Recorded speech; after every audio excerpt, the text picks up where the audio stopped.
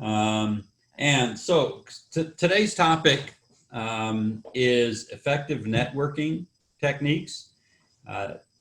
And for those that aren't familiar with how we come up with these topics, we do a survey at the end of each year and pick the topics that people want to hear speakers on the following year. So last year when we did the survey, a lot of people wanted to hear about effective networking techniques. We didn't find somebody that we thought would be a guru on that topic. So we decided that we would just turn it into a kind of a sharing. So break into groups, each individual share, the most effective networking techniques that work for them.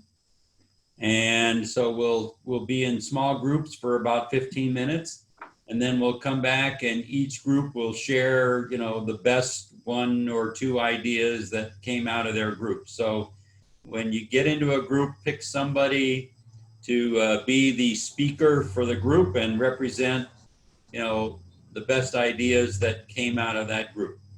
All right. So you'll have 15 minutes with a 60-second reminder pop up before you're sent back to the main room. All right. So Starting. John, are you putting us in the breakout rooms? I'm throwing you in there. All right, here we go. Starting now. We're back. We're back.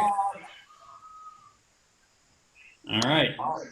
We're up to 10, so I think that's everybody. I think Lauren probably split. All right. All right, so hopefully each group picked a spokesperson. So let's see, Jani was for our group. Who else is, what are the other? Scott, and who's the third? Naila. All right, Scott, why don't you start us off? What were the great ideas that came out of your group? Well, we decided to really network. We're going to cure COVID. No, I'm just kidding.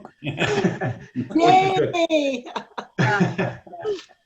So no, I think our group was unanimous, and this is probably not surprising, but unanimous in saying it's not about how you connect, it's about the relationships. I mean, it's not about telling your business story, it's about your relationship and building that relationship first and foremost. And so if people are already connected to somebody or already know somebody, pre-COVID, then you gotta maintain that relationship now that we're doing it virtually, either over the phone, over Zoom, whatever it takes. Another thing that came out is just do what works for you and what works for your business. And so that's different for different people. But I think all of us kind of talked a little bit about how we can continue connecting in this world.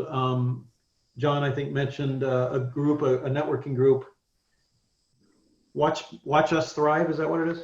Yeah, watchusthrive.com. It's very effective. Yeah, which is apparently an effective networking group that's does well even during this challenging time for everybody. And then let's see, we talked about not just in general in networking, maybe pre-COVID, but the idea that walking up to somebody and saying, "Hey, what do you do? Give me a business card," maybe isn't the most effective way to connect with somebody for the first time. It's maybe a little better to do something a little more offbeat, get to know them personally, and maybe not even talk about business, just get to know the person. And then, assuming you form a connection or have an interest in getting back with that person, obviously the one-on-ones are important in the real world or even in the COVID world. But, eventually maybe you do exchange business cards, but that's just a convenience to get you back together. So I'm going to stop there and let the other groups have a chance. All right.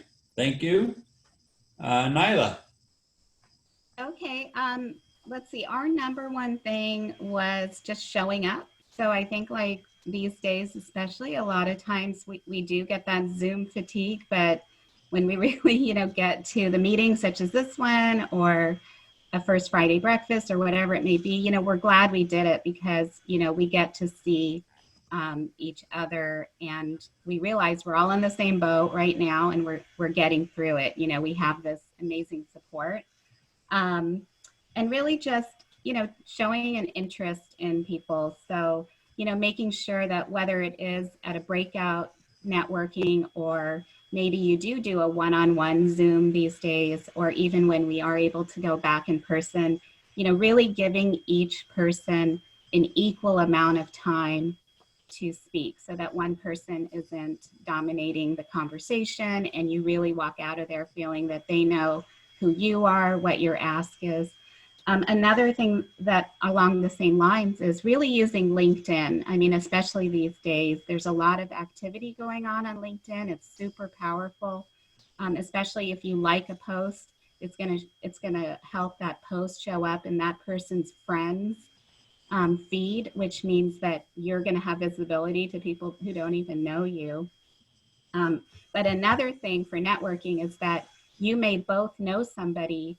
Maybe it was someone you went to high school with and they knew from somewhere else. That common connection can help you to really cut out the whole know, like, and trust can be achieved just because of maybe a personal connection that you both know. So we really think LinkedIn is powerful. And then finally, really, we're all just kind of accepting the situation we're in and trying to support each other and, you know, make the best of it. I think that was our whole list, right?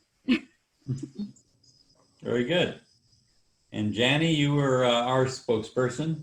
Yep. Okay. So feel free to jump in and add to what I have to say. But one of the things that we talked about is, well, happy hours and those types of events in person or on Zoom. It's a great way to get to meet a lot of people and talk to a lot of people. We found that asking questions like, what do you do, is often a good way to start a conversation because people are generally comfortable talking about their business, or they're expecting to talk about their business in those kinds of settings. But part of what's going to make that really effective is also asking a lot of questions and then listening and paying attention to what they say so that your other questions actually build on what they said. But yeah, so we had some discussion about, you know, asking questions and how that makes people feel valuable and they believe that you care about them because you're taking the time to ask those questions. And Dawn had read something or had some research about the perception about people, you know, from others who don't know you. The ones who ask the most questions are perceived as the most intelligent and the most interesting people in the room, even if you never really say anything about yourself and it's all about the other people.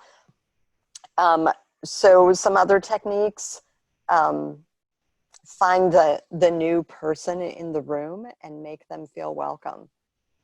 And that came from Don too, like that he was brought up that way, and we had some examples about that too.